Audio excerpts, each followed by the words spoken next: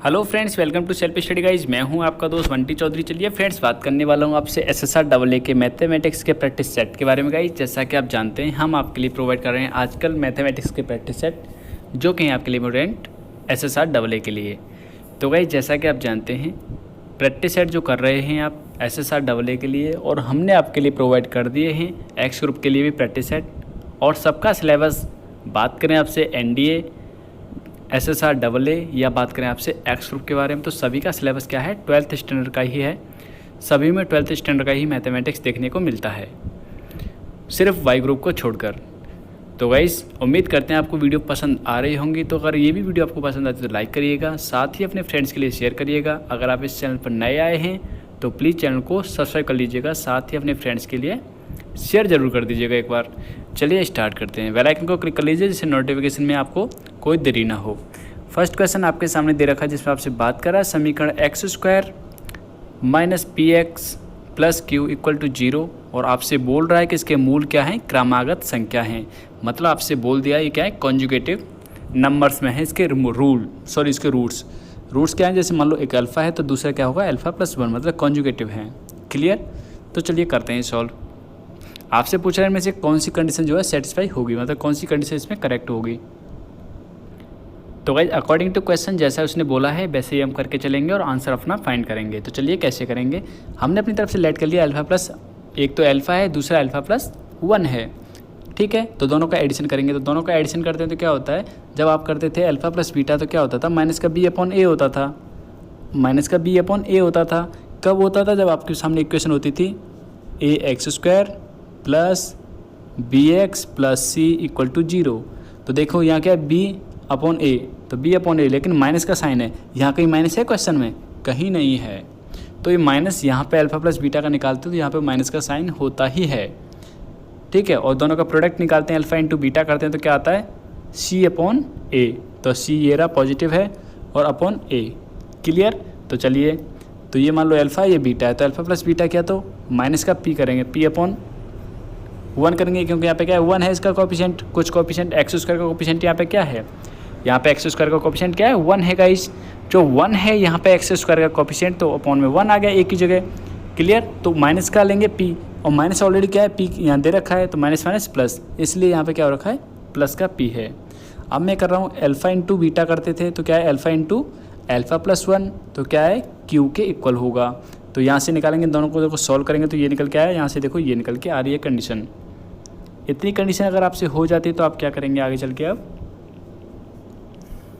यहाँ पर equation second में, इक्वेशन फर्स्ट से अल्फ़ा की वैल्यू फाइंड करेंगे। चलिए कर लीजिए, यहाँ से फर्स्ट करेंगे, फाइंड करेंगे तो 2 अल्फ़ा इक्वल टू निकल के आएगा p माइनस का 1, ये निकल के आएगा आपके सामने। तो यहाँ से अल्फ़ा निकालेंगे तो क्या निकलेगा, p माइनस 1 अपॉन 2। क्लियर? तो देखिए अल्फ़ा की वैल्यू यहाँ पे पुट कर दूंगा, यहाँ पर कर दीजिए, हमने ये पुट कर दिया। सॉल्व कर रहा हूँ, सॉल्व करने के बाद आपसे आराम से सेटिस्फाई कर सकते हैं। सॉल्व करेंगे तो ये क्या है, होल स्क्वायर बन रहा है, p माइनस 1 का होल स्क्वायर। तो ब्रेक करने के बाद आपके पास आंसर निकल के आया p² equal to 4q plus 1। तो गाइज, आपका जो आंसर होगा ऑप्शन नंबर सी जो यहाँ पे करेक्ट होगा। उम्मीद करते हैं क्लियर हो गया होगा। कोई डाउट रह जाता, कोई प्रॉब्लम है तो कमेंट कर दीजिएगा। गाइज, वीडियो को लाइक कर दीजिए, शेयर कर दीजिए। चलिए नेक्स्ट क्वेश्चन आपके सामने दे रखा है जिसमें आपसे बोल रहा है अल्फ़ा और बीटा इस समीकरण के क्या हैं, रूट हैं, मतलब इसके मूल हैं। क्लियर? तो आपसे फाइंड करवा रहा है वो है समीकरण। इक्वेशन फाइंड करनी है, क्वाड्रेटिक की इक्वेशन कब फाइंड करनी है, जब उसके रूट क्या हो, आपके पास रूट दे रखे हो 2 अपॉन अल्फ़ा और दूसरा रूट क्या है इसका 2 अपॉन बीटा। तो फाइंड करना है इनके द्वारा कि क्वाड्रेटिक की इक्वेशन क्या निकलेगी। क्लियर? तो देखिए क्वेश्चन आपके सामने समझ में आ गया है। तो इसके अल्फ़ा बीटा रूट दे रखे हैं, तो अल्फ़ा प्लस बीटा निकालेंगे तो निकल के आएगा 1/5, और इंटू निकालेंगे अल्फ़ा इंटू बीटा तो निकल के आ गया माइनस का 2/5। अब आपको फाइंड करनी है, आपको फाइंड करनी है यहाँ पे ये इक्वेशन फाइंड करनी है। अब देखो इस इक्वेशन में क्या फाइंड करना है, ये इक्वेशन में वैल्यू पुट करेंगे यहाँ पर। पहले निकालेंगे 2 upon alpha plus 2 upon beta की वैल्यू। तो देखो 2 upon alpha plus 2 upon beta की वैल्यू निकाल रहा हूँ, तो एलसीएम वगैरह लूँगा तो ये निकल के आई कंडीशन। अब यहाँ देख सकते हैं अल्फ़ा प्लस बीटा क्या दे रखा है, 1/5, और अल्फ़ा इंटू बीटा क्या दे रखा है, देख लीजिए यहाँ पर, ये दे रखा माइनस का 2/5, यहाँ पुट कर दिया। सॉल्व करूँगा तो हमारे पास निकल के आया माइनस का 1। तो हमने निकाला था सम, तो इसके लिए क्या पुट कर दूँगा, माइनस का 1 पुट करूँगा और यहाँ पे माइनस का 1 पुट करूँगा तो माइनस यहाँ लगा हुआ, माइनस यहाँ लगा हुआ, माइनस माइनस प्लस बन जाएगा, ठीक है। और प्लस का 1 का मल्टीप्लाई करूँगा एक्स के साथ में तो क्या आएगा x, जो कि आपके सामने आ रखा है। नेक्स्ट देखिएगा मैं क्या करूँगा, इन दोनों का प्रोडक्ट, मतलब इन दोनों का प्रोडक्ट, मतलब ये वाली वैल्यू निकालनी है। तो कैसे निकालूंगा, 4 तो आपके सामने दे ही रखा है ऊपर, अपॉन अल्फा इंटू बीटा, तो अल्फा इंटू बीटा की वैल्यू आपके सामने दे रखी है, तो फाइंड करूँगा तो निकल के आया माइनस का 10। तो यहाँ पर पुट कर दूँगा इसकी जगह माइनस का 10, तो आपके पास इक्वेशन फाइंड होके आ जाती है। तो गाइज आपका आंसर निकल के आ गया है, तो आपका ऑप्शन नंबर करेक्ट होगा, डी जो यहाँ पे करेक्ट होगा। नेक्स्ट क्वेश्चन में आपसे बात कर रहा है, क्वेश्चन दे रखा है आपके सामने, यदि ए, एक साइड दे रखा है ए और दूसरा साइड दे रखा है ये रहा, तो इसने क्या बोल रखा है, बी इक्वल टू क्या है एक्स, और एक्स कहाँ बिलोंग कर रहा है, नेचुरल नंबर में, और कहाँ तक है 3 तक, मतलब 1 और 2 ही इसमें एलिमेंट होंगे, क्योंकि नेचुरल नंबर कहाँ से स्टार्ट होते हैं, 1 से स्टार्ट होते हैं। लेकिन उसने कंडीशन भी दे दी क्या एक्स की वैल्यू क्या है, 3 से ज़्यादा नहीं है, 3 से ज़्यादा नहीं है, तो क्या होगा 1 और 2 ही, 2 ही एलिमेंट ऐसे हैं जो इसके अंदर आएंगे। तो चलिए इन दोनों का प्रोडक्ट फाइंड करना है, किसका, ए क्रॉस बी फाइंड करना है। तो करेंगे कैसे देखिएगा, तो देख सकते हैं क्वेश्चन में हमने आपके सामने बता दिया है कैसे निकाला, दोनों का प्रोडक्ट कर रहा हूँ तो कैसे करते हैं इसका प्रोडक्ट देखिएगा। फर्स्ट एलिमेंट का फर्स्ट एलिमेंट के साथ में, सॉरी फर्स्ट का फर्स्ट के साथ में, ये देखो, अब फर्स्ट का इसके साथ में ये आ गया, अब 3 का 1 के साथ में और 3 का 2 के साथ में ये आ गया, तो कितने एलिमेंट हो गए, 4 एलिमेंट हो गए। तो यहाँ पर देखिएगा कौन सा ऑप्शन इसमें मैच कर पा रहा है, कौन सा ऑप्शन इसका करेक्ट हो सकता है, यहाँ पे आपको देखना है। तो देखो 2 और 1, तो देखो आपका ऑप्शन नंबर फर्स्ट ही जो है यहाँ पे करेक्ट होगा। क्लियर, उम्मीद करता हूँ समझ में आ गया होगा। नेक्स्ट क्वेश्चन आपके सामने दे रखा है, डायरेक्टली याद रखिएगा, अगर यहाँ पे 0 दे रखी होती है लिमिट तो इसकी डायरेक्टली वैल्यू 1 होती है, अगर यहाँ पे इन्फिनिटी दे रखी होती है तो इसकी वैल्यू क्या होती है, 0 होती है। तो क्या होगी इसकी वैल्यू 0, अगर यहाँ पे 0 होता लिमिट तो क्या निकल के आता, 1 निकल के आता। चलिएगा नेक्स्ट क्वेश्चन आपके सामने दे रखा है, ये आपके सामने दे रखा है f(x) इक्वल टू ये, तो आपसे पूछ रहा है f(2x) क्या निकल के आएगा, तो ये ऑप्शन आपको फाइंड करके दिखाना है। तो गाइज यहाँ पे आपका ऑप्शन नंबर बी जो यहाँ पे करेक्ट होगा, एक बार सॉल्व करके देखिएगा समझ में आ जाएगा। क्लियर, चलिए नेक्स्ट बात करते हैं। नेक्स्ट क्वेश्चन आपके सामने दे रखा है, इसमें आपसे बोल रहा है एक बहुपद है, एक बहुपद में विकर्ण दे रखे हैं इतने, विकर्ण मतलब बहुपद का मतलब ये है कि जैसे होता है ना बहुभुज, बहुपद को क्या बोला है, बहुभुज बोल रहा है एक तरह से, इसने बहुभुज नहीं बोला, ठीक है, तो बहुभुज है यहाँ पे। तो बहुभुज दे रखा है, तो आपके सामने बोल रखा है उसने क्या 44 विकर्ण है, तो बताइए उसमें संख्या कितनी होंगी, भुजाओं की संख्या क्या होगी। तो आपके सामने एक फॉर्मूला होता है, भुजाओं, मान लो भुजाओं की संख्या क्या है, n है, तो n होती है तो विकर्ण होता है, विकर्ण बराबर निकालते हैं विकर्णों की संख्या इक्वल टू फॉर्मूला होता है गाइज आपके सामने n इंटू n-3 अपॉन में 2। तो यहाँ दे रखा विकर्णों की संख्या क्या 44 दे रखी है गाइज, 44 यहाँ पुट करेंगे equal to n into n-3 upon में 2, ये दे रखी है कंडीशन। तो देखो ये आपके सामने कंडीशन दे रखी है, ऐसे हमने वैल्यू रख दी, ये विकर्ण निकालने के लिए फॉर्मूला होता है। तो विकर्ण आपके सामने दे रखे हैं, यहाँ पर n की वैल्यू फाइंड करूँगा तो देखो 2 का मल्टीप्लाई यहाँ किया तो 88 हो जाता है, जैसा कि आप देख सकते हैं यहाँ पे देखो मल्टीप्लाई किया इसके साथ में फिर इसके साथ में, तो ये क्वाड्रेटिक इक्वेशन बन जाती है। क्वाड्रेटिक इक्वेशन को सॉल्व करने के बाद आपके 2 आंसर निकल के आते हैं, क्या, एक तो आया 11, एक आया माइनस का 8, तो माइनस का 8 को क्या कर देंगे, नेगलेक्ट कर देंगे, तो बचेगा आपके सामने 11। क्लियर, और इसे आप गाइस कर सकते थे ऑप्शन की तरफ से, यहाँ पर आपका आंसर होगा 11 ऑप्शन नंबर सी। आप ऑप्शन की तरफ से कैसे कर सकते थे, आप देख सकते थे कि अगर इसमें देखो ये फॉर्मूला ये होता है आपको पता है अपॉन 2, और आंसर क्या आना चाहिए 44, तो इनमें से कौन सा ऑप्शन पुट करके देखा जाए कि आपका आंसर 44 निकल के आ जाए। तो ऐसा 11 पुट करके देखेंगे तो आपका 44 आंसर आ जाएगा। तो आप ऑप्शन की तरफ से ऐसे पुट कर दे तो आपका आंसर जल्दी से फाइंड होके आ जाएगा, क्वाड्रेटिक इक्वेशन वगैरह को सॉल्व करने की आवश्यकता नहीं पड़ेगी। उम्मीद करता हूँ समझ में आ रहा होगा, समझ में आ रहा है तो प्लीज़ गाइज एक बार लाइक कर दीजिएगा वीडियो को और शेयर कर दीजिएगा अपने फ्रेंड्स के लिए। देखिए नेक्स्ट क्वेश्चन आपके सामने दे रखा है और आपसे बोल रहा है गाइज अचर पद क्या होगा। अचर पद से मतलब क्या है पहले ये समझिए। अचर पद का मतलब ये है, आपसे ये बोल सकता है जैसे n का स्वतंत्र पद बताइए या फिर अचर पद बताइए। मतलब अचर पद होता है कांस्टेंट, ठीक है, मतलब जिसमें आपके n आए नहीं, इसको एक्सप्रेस किया जाए कि वो बताना है जिसमें n नहीं आए, ठीक है, ये पूछ रहा है इसमें से जिसमें n नहीं आए या फिर n की पावर 0 होनी चाहिए। और n की पावर 0 का मतलब क्या होता है 1, मतलब जिसके साथ में n नहीं आए वो कंडीशन आपको फाइंड करके दिखानी है। तो देखिए गाइस हम करेंगे, हमने क्या किया 8 ले लिया, CR की जगह 8, तो 8 लिया, 8 क्यों लिया गाइस? थोड़ा सा कॉमन सेंस यूज करना होगा हमको। थोड़ा सा कॉमन सेंस कैसे यूज, कि हम इसको 12 को कैसे तोड़ें, कैसे ब्रेक करें, कि हम इसे ब्रेक करने के बाद में हमारे पास n नहीं बचे, तो मैंने 8 ले लिया। तो देखो 8 पावर कहाँ आती है? सेकंड वाली पर। जो पावर 12 में से अगर 8 को घटाएंगे तो क्या निकल गया? 4, तो यहाँ आ जाएगी पावर। तो देखो अगर इस 2 का मल्टीप्लाई और 4 का मल्टीप्लाई होगा तो 8 हो जाएगा, तो n की पावर 8 हो जाएगा। और यहाँ पे क्या दे रखा है? 1/n, तो n की पावर यहाँ क्या हो जाएगा? 8, तो 8 से 8 कट जाएगा। देखो n 8 से n 8 कट गया, तो मतलब n हर रहा है इसमें, कहीं है, कहीं आपके सामने n बचेगा? नहीं बचेगा, इसमें n कहीं भी नहीं बचेगा। तो जब n नहीं बचा है गाइस, इसे सॉल्व करके देखेंगे तो आपका आंसर निकल के ये आ जाएगा। ये होता है कॉमन सेंस।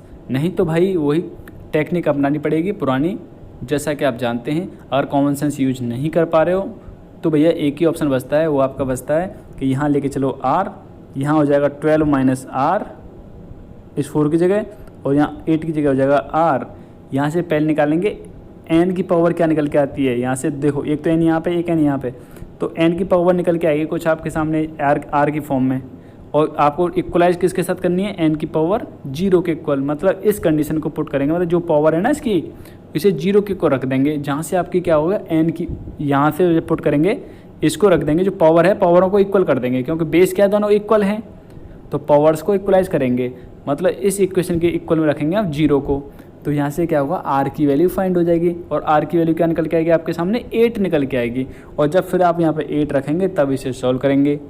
एक तो भैया ये तरीका कहता है, और एक होता थोड़ा कॉमन सेंस यूज कर लो, डायरेक्टली आप 8 पर पहुँच जाएंगे। तो भैया जी आपका आंसर देखने को मिलता है ऑप्शन नंबर फर्स्ट, यहाँ पे करेक्ट होना चाहिए। चलिएगा नेक्स्ट बात कर रहे हैं। नेक्स्ट क्वेश्चन आपके सामने दे रखा है, ये आपसे बोल रहा है a into adjacent of a equal to क्या है? ये दे रखा है आपके सामने k इंटू, ये कंडीशन दे रखी है और बोला k का मान क्या होगा।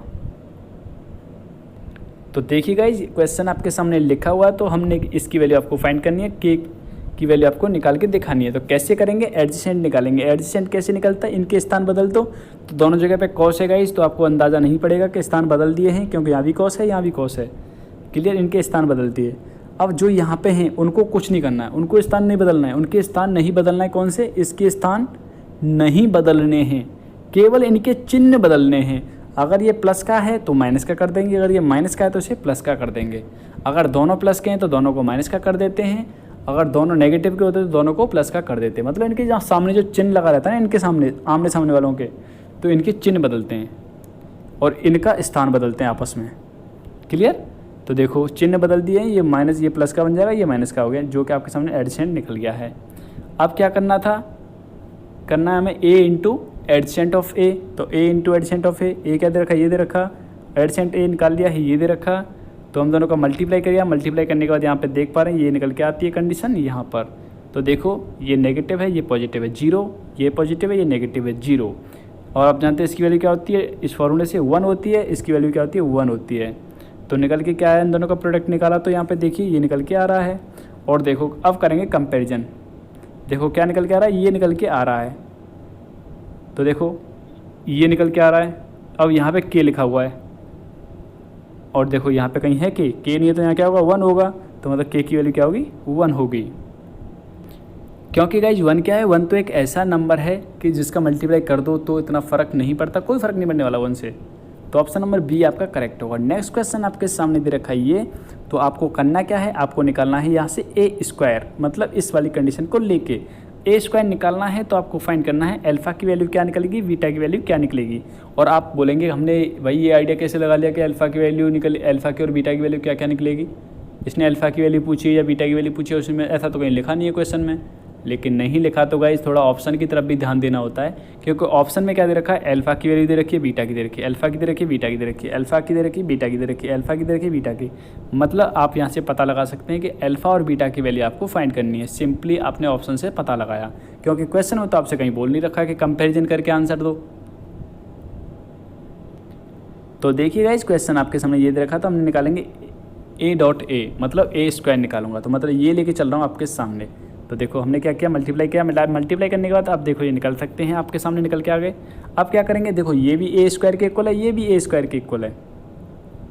अब तो ये भी क्या है? a स्क्वायर के इक्वल है, और ये भी a स्क्वायर के इक्वल है। तो अब कंपैरिजन कर देंगे। कंपैरिजन कर दीजिए, अल्फ़ा के बराबर क्या होगी ये वैल्यू, बीटा के बराबर क्या होगी ये वैल्यू, बीटा के बराबर क्या होगा ये होगा, अल्फ़ा के बराबर ये होगा, तो निकाल सकते हैं।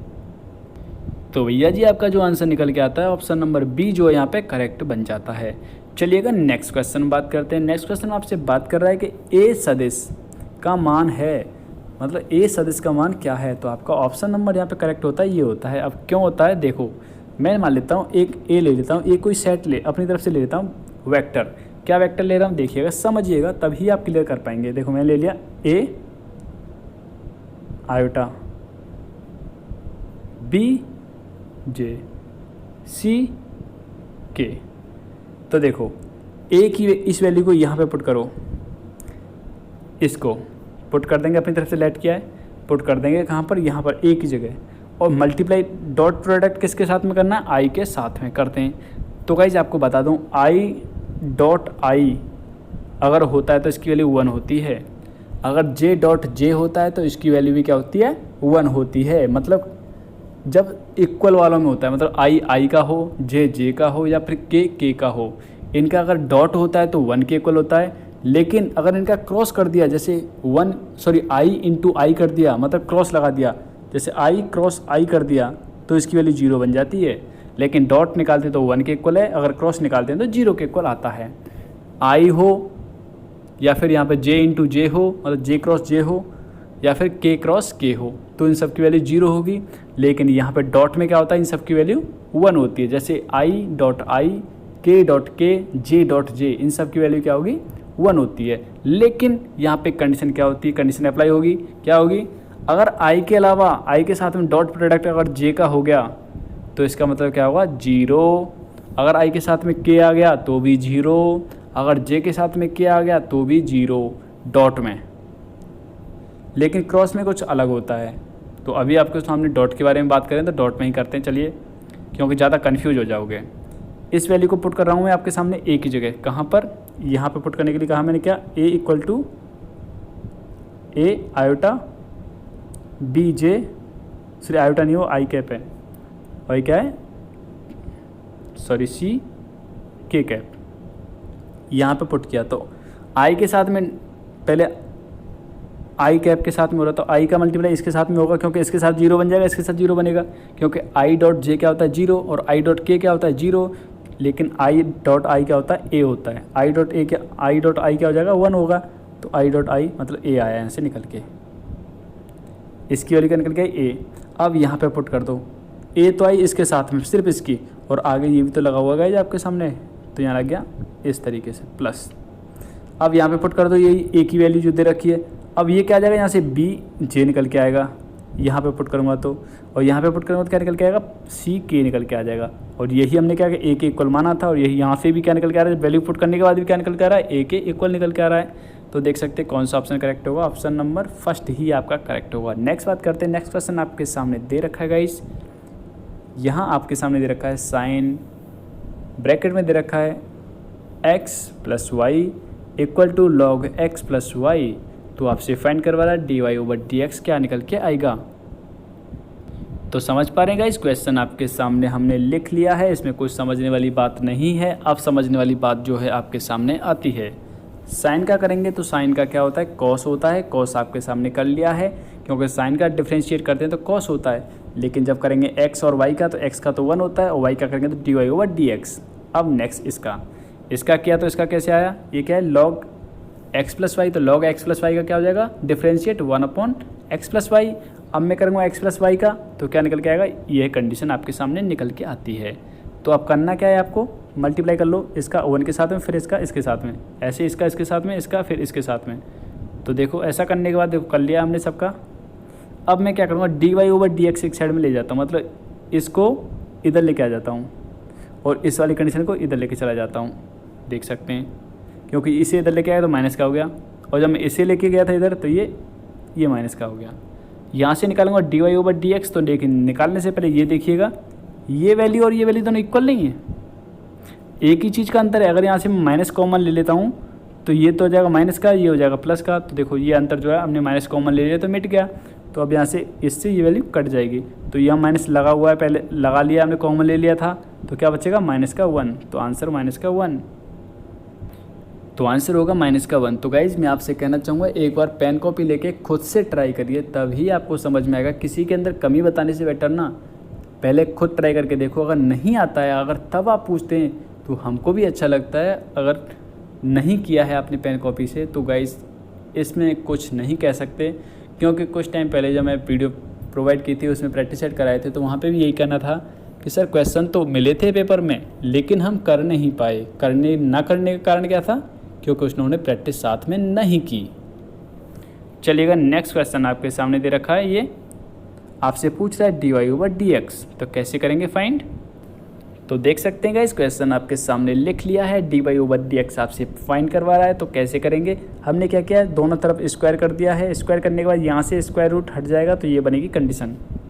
जब ये बन जाती है कंडीशन तो करते हैं क्या, डिफ्रेंशिएट। तो डिफ्रेंशिएट करते हैं x के रेस्पेक्ट में। तो इसका तो ये आया y² का, यहाँ से क्या साइन का क्या होता है, कॉस होता है, y का क्या होगा, dy/dx। तो dy/dx और dy/dx एक साइड में ले जाता हूँ सबको, तो यहाँ से कॉमन लेने के बाद ये बचेगा आपके सामने। तो dy/dx फाइंड किया तो देख सकते हैं ये मल्टीप्लाई में थी कंडीशन, ये कहाँ आ जाती है, डिवाइड में। डिवाइड मारने के बाद ये बनता है आपका आंसर। तो क्या आया, cos x अपॉन में 2y - 1। तो यहाँ पे आपका जो ऑप्शन होगा, ऑप्शन नंबर डी जो है गाइज यहाँ पे करेक्ट होगा।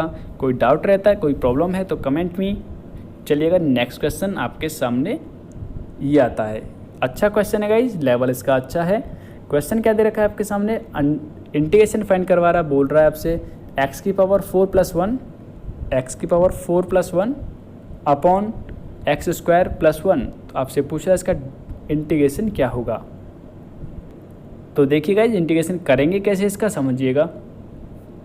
यहाँ पे किया क्या है, अपनी तरफ से हमने 1 माइनस किया है 1। देखो ये दे रखा है x⁴, तो हमने क्या 1 अपनी तरफ से ऐड किया और 1 ही अपनी तरफ से सब्ट्रैक्ट किया। बाकी का क्या दे रखा है आपके सामने, +1 दे रखा है। ठीक है, देखो ये तो दे ही रखा था, हमने 1 सब्ट्रैक्ट किया 1 ऐड किया। तो देखो एडिशन वाले क्या हो जाएगा, 1 यहाँ पे प्लस का 1 है, यहाँ भी प्लस का 1 है, तो ये क्या बन जाएगा +2। और ये माइनस का 1 जो है, माइनस के 1 को हमने क्या रख लिया इसके साथ में, देख सकते हैं। और जो 1 था वो दोनों आपस में जुड़ गए, तो ये बनता है। तो आपने क्या किया, अब हमने कर दिया इसको एक साइड रख लिया, जो कि आपके सामने यहाँ लिखा हुआ है, और 2/x² + 1 ये लिख लिया। अब यहाँ देखिएगा जो x⁴ - 1 था, इसे हम क्या लिख सकते हैं, दूसरा इसे हम लिख सकते हैं x² - 1 इंटू x² + 1, क्योंकि ये फॉर्मूला बन रहा है क्या, a - b into a + b। ये फॉर्मूला आपने पढ़ा है, क्या होता था, a² - b²। तो सेम यही फॉर्मूला है, हमने अप्लाई किया है यहाँ पे। अप्लाई करने के बाद आप देख पा रहे हैं ये प्लस वाली कट जाएगी, तो सिर्फ ये बचता है। और यहाँ पे देखो ये बचा हुआ है, तो देखो यहाँ से किया हमने, केवल क्या बचा हुआ था, ये कट गया था तो ये बचा हुआ था। इसका डिफ्रेंशिएट किया, x² का इंटीग्रेशन किया, x² का इंटीग्रेशन ये होता है, और माइनस का 1, तो -1 का इंटीग्रेशन क्या होगा, माइनस का x प्लस, यहाँ भी क्या दे रखा है प्लस। ये 2 कांस्टेंट है, तो 2 कांस्टेंट तो बाहर निकाल दिया, तो इसका हमने क्या करना है, इंटीग्रेशन करना है। तो इसका इंटीग्रेशन क्या बनता है, डायरेक्टली होता है इंटीग्रेशन किसका, tan 1x का। तो देखो 2 तो मल्टीप्लाई में है ही, तो tan 1x, तो ये निकल के आता है आपका आंसर। तो यहाँ पर जो आपका आंसर होगा गाइज, ऑप्शन नंबर करेक्ट होगा यहाँ पर फर्स्ट। नेक्स्ट क्वेश्चन और लास्ट क्वेश्चन आज का इतना ही कराएंगे, क्योंकि आपके सामने 10-12 क्वेश्चंस कराना बहुत अच्छा होता है। अगर आपको गाइज टाइम है आपके पास तो आप मुझे कमेंट करिएगा। और गाइज ऐसे नहीं कि 1-2 कमेंट करके बता रहे हैं कि हाँ चालू कर दीजिए। मेरा मानना ये है कि जितने भी स्टूडेंट देख रहे हैं, अगर वो चाहते हैं कि एक बार में पूरा ही प्रैक्टिस सेट आपके सामने लाया जाए, तो कमेंट करके बताइएगा, तभी आपके लिए आप सामने लेके आया जाएगा। अब भाई 1-2 फ्रेंड करेंगे, 1-2 स्टूडेंट करेंगे तो ऐसा नहीं हो पाता, क्योंकि मैं पूरे स्टूडेंट को लेके चलता हूँ, तो उसके अकॉर्डिंग ही बात की जाएगी। तो देखिए नेक्स्ट क्वेश्चन आपके सामने दे रखा है, ये क्या दे रखा है, x into sine square, bracket में मतलब अंदर दे रखा है आपके सामने x², फिर cos x² dx। तो इसका इंटीग्रेशन पूछ रहा है कैसे करेंगे। चलिएगा कैसे करते हैं। तो देखिए इतना लंबा चौड़ा इंटीग्रेशन लग रहा है, लेकिन करेंगे कैसे, देखो यही होता है ट्रिक। कैसे, हमने क्या कर लिया, साइन x² को मान लिया t के इक्वल, साइन x² को मान लिया t के इक्वल। अब साइन x का करते हैं क्या होता है, cos x² आ जाएगा। अब cos x का डिफ्रेंशिएट करेंगे तो क्या, एक्स स्क्वायर का डिफ्रेंशिएट करेंगे तो एक्स स्क्वायर का डिफ्रेंशिएट क्या होता है 2x होता है, और यहाँ आएगा dx और dt, ये निकल के आया जो कि आपके सामने लिखा हुआ है यहाँ पर। अब देखो cos एक्स स्क्वायर ये रहा, तो cos एक्स स्क्वायर ये रहा, एक cos ये रहा, सॉरी x यहाँ पे, तो x को मैं इसके साथ लिख सकता हूँ, कोई दिक्कत नहीं, मल्टीप्लाई में है तो ये यहाँ तक तो आपके सामने है, लेकिन ये 2 नहीं है, 2 को कहाँ पहुँचा दिया, इसके नीचे डिवाइड में, मतलब dt अपॉन में हो गया 2, ठीक है। तो इसकी जगह पुट कर दूंगा मैं dt अपॉन 2, तो देखो इसकी जगह पुट कर दिया dt और ये कर दिया 1/2। बाकी का देखो इसकी जगह t कहाँ पाया, t आया आपके सामने इसकी जगह, क्योंकि हमने मान रखा था साइन एक्स स्क्वायर को t के इक्वल। तो अब आसानी से कर सकते हैं, करेंगे t स्क्वायर का इंटीग्रेशन क्या होगा t की पावर q अपॉन 3, और इसका मल्टीप्लाई करूँगा मैं 3 का 2 के साथ में, तो क्या आएगा ये आई कंडीशन। और यहाँ पे कर देता हूँ मैं t की वैल्यू पुट, t क्या दे रखा है ये दे रखा, t की वैल्यू पुट करने के बाद ये निकल के आया आंसर। तो गाइज़ यहाँ पर जो आपका ऑप्शन करेक्ट होगा गाइज़ वो है आपका ऑप्शन नंबर फर्स्ट। तो उम्मीद करते हैं इतनी भी वीडियो आपको सामने कराई है वो आपको पसंद आई होगी। अगर आपको वीडियो पसंद आया है तो लाइक करिएगा, साथ ही अपने फ्रेंड्स के लिए शेयर कर दीजिएगा, और आप इस चैनल पर नए हैं तो प्लीज़ चैनल को सब्सक्राइब कर लीजिए और बेल आइकन को क्लिक कर लीजिए, जिससे नोटिफिकेशन मिलेगा आपको सबसे पहले। तो thank you friends, thank you so much. जय हिंद जय भारत। मिलते हैं आपसे नेक्स्ट वीडियो में, अभी लेते हैं आपसे विदा। जय हिंद जय भारत।